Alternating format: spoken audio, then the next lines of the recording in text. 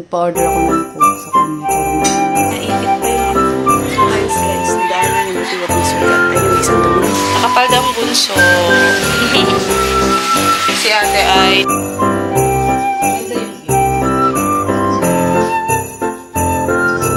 Hi guys! So, good afternoon. Medyo tired, pero okay lang.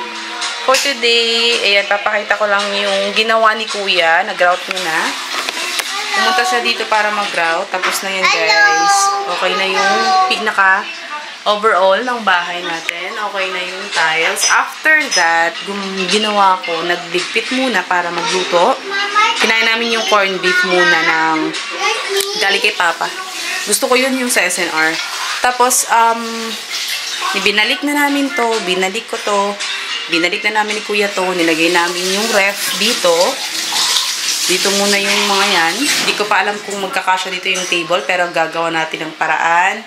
Tapos si ate yung naghugas. Kasi wala akong katuwang. Tapos nandito guys yung ibang mga kailangan ng disaksak. Ayusin ko pa yan. Hindi ko pa alam kung anong pwedeng gawin. Kasi may gusto akong bilhin guys. May gusto akong bilhin sa Ace. Yung magandang lalagyan talaga ng mga mabibigat. Tapos yung mga condiments, pwede na lahatan doon para matanggal ko tong table. Pero not sure kung may budget or kung may sale. Let's see, kasi si Papa nagbabudget din. Tatanggalin ko rin pala ito maya-maya. So, yung mga gagawin ko na lang guys is dito sa pag-a-arrange. Dito sa ating munting tahanan. Tapos, ayan, di ba nahugasan ni ate? Ako na lang bahala siguro dyan. And then, ano pa ba? Yung oven ko, andon. Haggard na ako. Magta-25 na. Magka-Christmas na. Hindi pa rin ready yung ibang mga gamit for Christmas. So, yung Christmas tree, ilalagay ko mamayang gabi. Pahinga lang ako ngayon. Kasi sobrang pagod. Alam niyo kung bakit ako sobrang pagod. After kong kumain, diretso akong ligpit dito guys. Yan. Nagligpit ako. Nilipat ko na yung, tinanggal ko na yung sampay kanina. So, andun yung mga sinampay. Yan si Adi. Yan, naglagay lang ako maliit na lagayan dito. Maganda din pala to dito. Parang sa bisita or sa amin. Kapag gusto namin ng pahinga, maganda siya. At, tinaas ni Kuya yung electric fan. Naubo. Parang mga alikabo.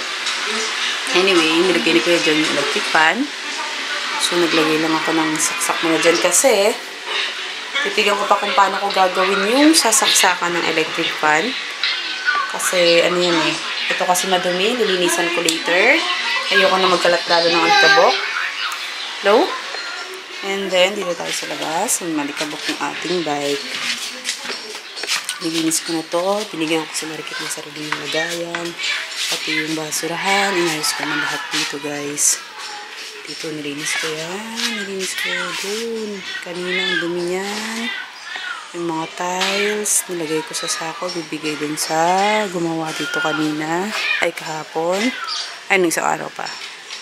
Ayun. Iba talaga. Namatay yung mga tanim dahil wala ng masyadong lupa. Kailangan ko siyang alagaan ulit at kasi-kasuhin. Dahil naipit pa yung ano ko sa tiles guys. Nadaanan yung buti walang sugat. Anyways, ang dumi lang pa ako. Wala nang time sa sarili pero okay lang. Basta't malinis ang bahay. Itong tambak mga to, ayoko munang ibalik kasi baka tambak na naman. Kailangan ko magtapon, mag-alis ng mga kalat. Well, labas na lahat yan. And, yung mga labahin ko bukas naman. After namin sa ospital, pupunta muna kaming check-up. Tapos, laban ko lang yung sa pakay Papa. Nandun yung pantal niya, nakisampay ako. Tapos, yun guys, sinabit ko yung sa tanim kasi yan, yung mga coke. Tapos, sa kapitbahay namin, hiram namin yung brother. Anyways, ayun na nga. Kanina nung inaayos ko yung tiles, nagulat ako, kala ko na paano na yung pa ako. Pero buti na lang, wala namang nangyari. So, later guys, sama ko kayo sa paglipit natin ng Christmas tree and ng ating decoration dito sa hagdan. So, maglalagay ako dyan mamaya. Nakaready na siya. Nandun na siya sa side. Nabili natin sa SM. So, that's it. Later again. Hi guys, so it's already evening, 6 p.m. na, saktong-sakto. Doon na namin nilipat pala yung hello, bagong ligo. Sabay sila ni ate. Oops, pagbuka ka, makikita. Ayan, nakapalda siya. Nakapalda ang bunso.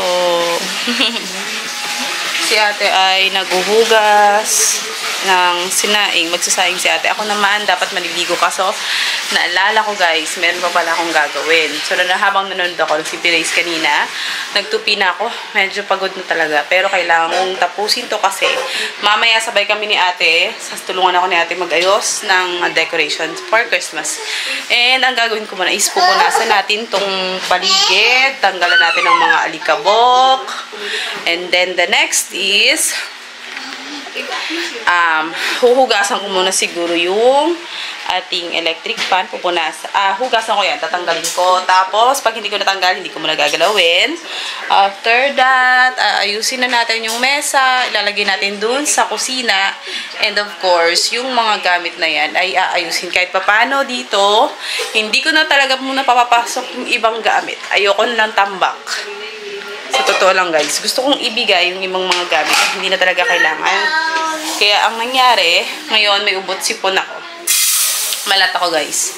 Sa pagod at medyo nabasa ako kagahapon. Naulanan ako kasi nga nilagay ko yung sa pagod ako tapos naglagay ako ng sa e-bike yung cover. Kaya medyo nagkaroon ako ng ngayon. Ay, may tubig. Bukas na po. Bukas na. Bukas. Tubig daw. Tubig daw, guys.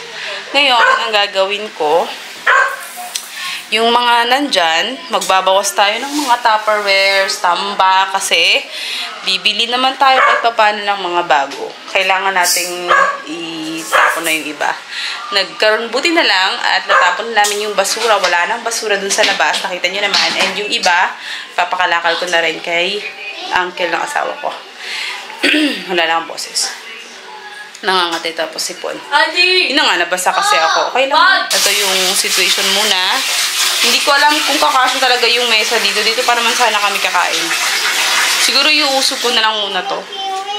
Iusog ko siya konti. Tatanggalin ko tong tatanggalin natin tong map. Later, try ko na. Sige na, mag-umpisa na ako, guys.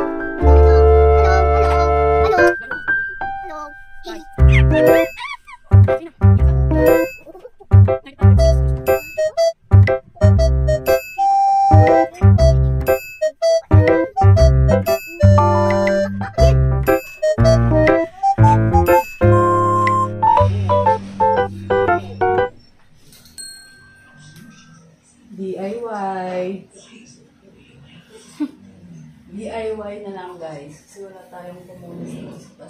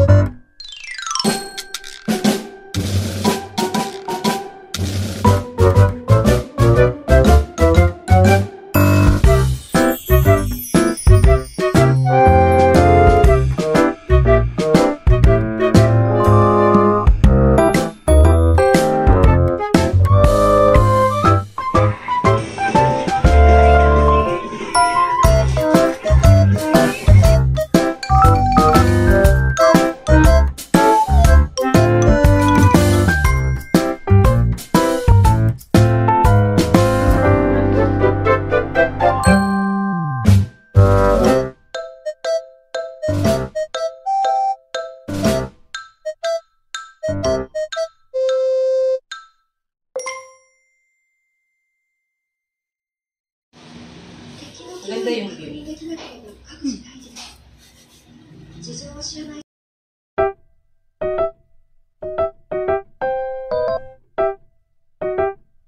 first time natin kakain dito. Pagod na ako. Tapos ko na lahat. May pakita ko sa inyo. Si Papa dumating na. Nagpa-order ako ng coke sa kanya para naman masarap yung kain natin. Si ate naman sa sandok. Naglagay na lang kami ng fan kasi walang fan dito. Wala na akong boses. Yun guys, haggard na ako. Dito tayo sa kusina na. May table na. Okay na dito. Konting na lang. At yung mesa siguro din na banda sa ano. Maganda na dito.